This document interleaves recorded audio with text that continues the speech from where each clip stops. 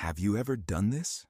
You watch a finance video, you read a book about investing, you listen to a podcast about building wealth, and for about 15 minutes, you feel unstoppable. You tell yourself, okay, starting Monday, everything changes. You're going to stop impulse buying. You're going to finally create a budget. You're going to invest every month.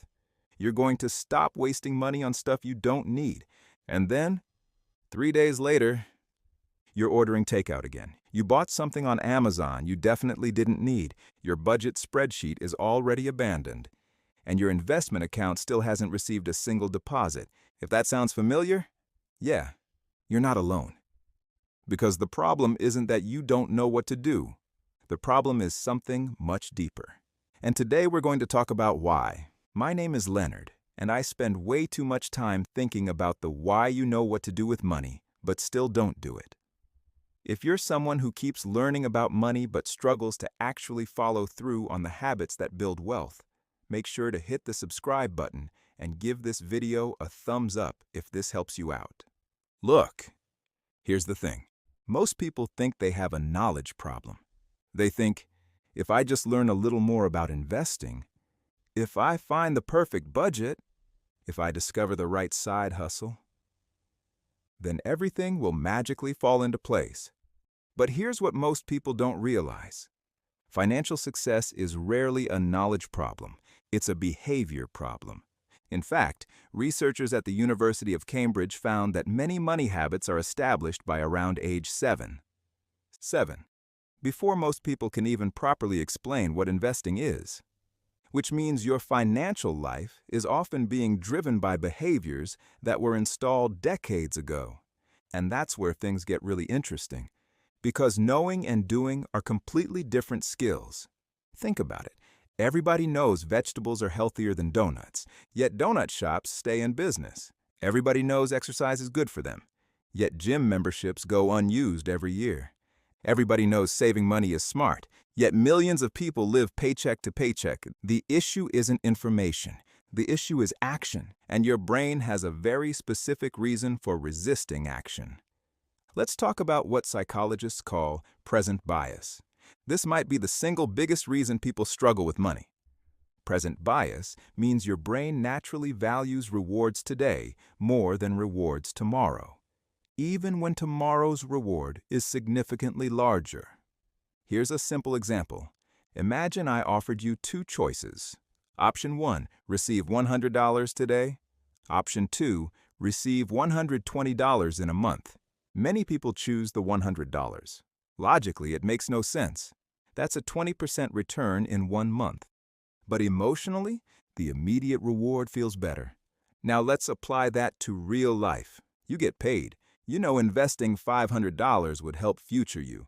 But buying a new phone, eating out, upgrading your wardrobe, or taking a weekend trip feels rewarding right now. Future wealth is invisible. Current pleasure is immediate. And your brain is wired to chase immediate rewards. Thousands of years ago, this was helpful. Humans weren't worried about retirement accounts. They were worried about surviving until next week. But in today's world, that same survival mechanism can quietly destroy your finances.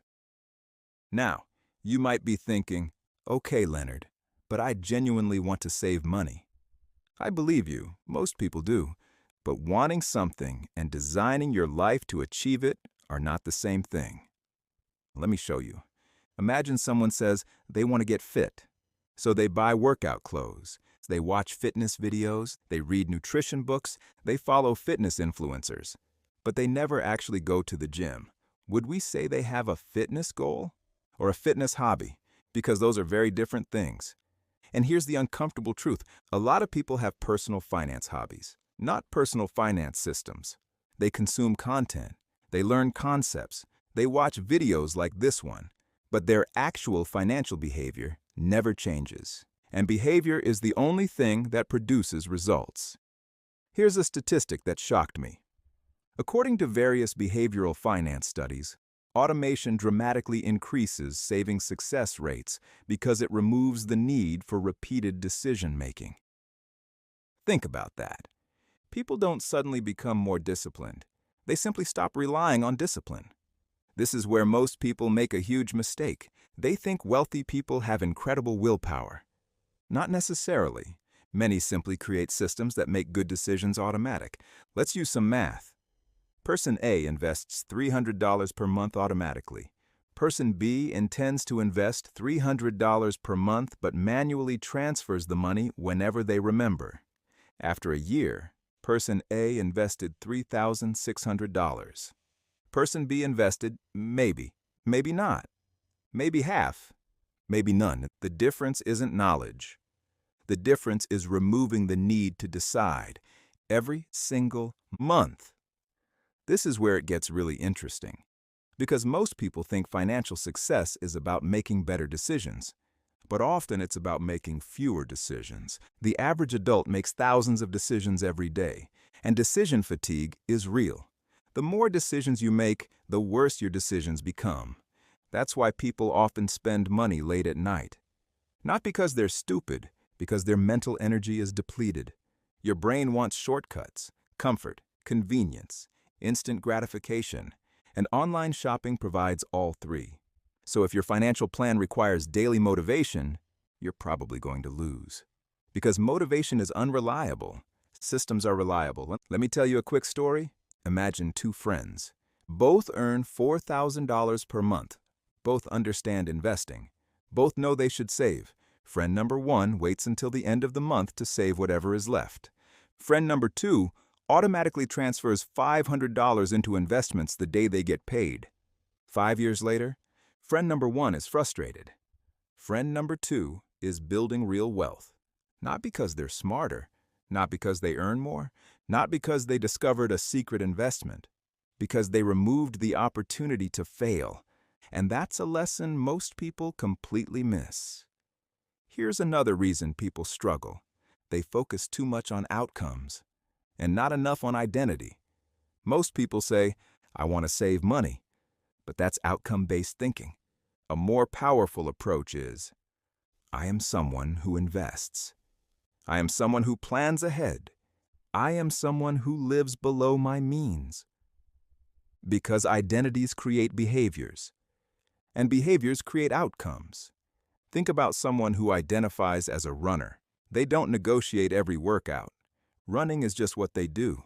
The same thing happens with money. Once wealth building becomes part of your identity, good financial decisions stop feeling like sacrifices. They start feeling normal. Now let's talk about the biggest trap of all, information addiction. And yes, personal finance content can contribute to this, including videos like this one. You watch another investing video. You learn another strategy. You read another article, and your brain rewards you. It feels productive. But here's what most people don't realize. Learning creates the illusion of progress. Action creates actual progress. Reading about investing doesn't build wealth. Investing builds wealth. Reading about budgeting doesn't improve your finances. Budgeting improves your finances. Watching videos doesn't change your life. Applying what you learn changes your life.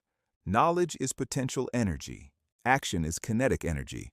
And too many people spend years collecting potential energy without ever moving. So what should you do? Let's make this practical. Step 1. Pick one financial habit, not 10. 1. Maybe it's investing $100 per month. Maybe it's tracking expenses. Maybe it's paying off debt. One habit, that's it. Step 2. Automate it. If possible, remove yourself from the process entirely. Set it up once. Let technology do the work. Step 3. Reduce friction. Want to invest more? Make investing easier. Want to spend less? Make spending harder. Delete shopping apps. Remove saved credit cards. Create obstacles between you and bad decisions. Step 4. Track consistency, not perfection. Too many people quit because they miss 1 week or 1 month. The goal isn't perfection. The goal is getting back on track quickly. Look, the truth is you probably already know enough to improve your finances. You know debt is expensive. You know investing matters. You know spending less than you earn is important. You know building an emergency fund is smart. The problem isn't knowledge, it's implementation. And that's actually good news, because implementation is easier to fix than ignorance. You don't need another 100 finance books. You don't need another 500 YouTube videos. You don't need a secret strategy. You need a system that helps you consistently do what you already know, because wealth isn't built by knowing the right answers. Wealth is built by repeatedly acting on them, even when you don't feel like it, especially when you don't feel like it. And if you can master that skill, your financial future changes forever. If you enjoyed this video, hit the subscribe button, give the video a thumbs up, and let me know in the comments. What's one money habit you know you should be doing, but you've been putting off? Because chances are, you're not the only one. And sometimes the first step toward changing a behavior is simply being honest about it. I'll see you in the next one.